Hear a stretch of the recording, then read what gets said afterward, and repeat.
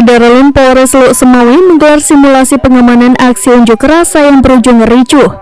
Simulasi dilakukan untuk mengantisipasi gangguan Kamtibnas saat pemilu 2024. Kapolres Lok Semawi AKBP Hengki Ismanto menjelaskan dalam skenario simulasi, massa berbuat rusuh dan melempari petugas. Kerusuhan terjadi lantaran massa tidak puas atas hasil perhitungan suara.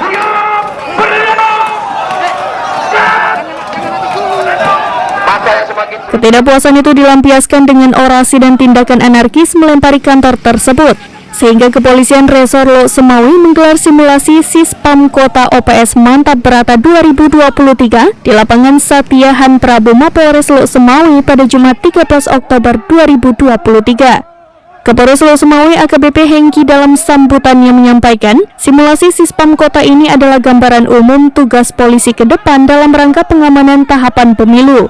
Kapolres juga berpesan kepada personil untuk menjaga kesehatan dan keselamatan, jangan melakukan tindakan yang merugikan diri sendiri, keluarga, dan institusi Polri.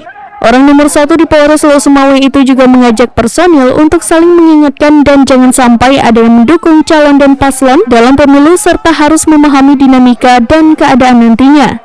Simulasi ini penting dilakukan untuk mengantisipasi adanya gangguan Kamtibnas saat pemilu 2024. Pihak kepolisian berkoordinasi dengan 3 pilar untuk melakukan pengamanan.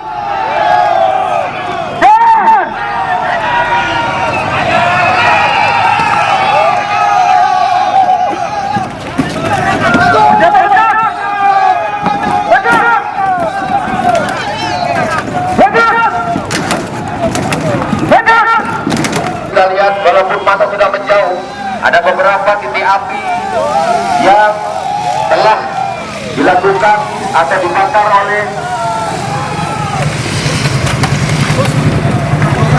beberapa pengunjuk rasa, sehingga tim Raimas terus maju menggunakan R2-nya, dan di sini juga dilakukan pencerai-beraian oleh KR2 PHH Brimob Aceh yang semakin membuat massa menjauh dari gedung DPR Kota Lok Semawi.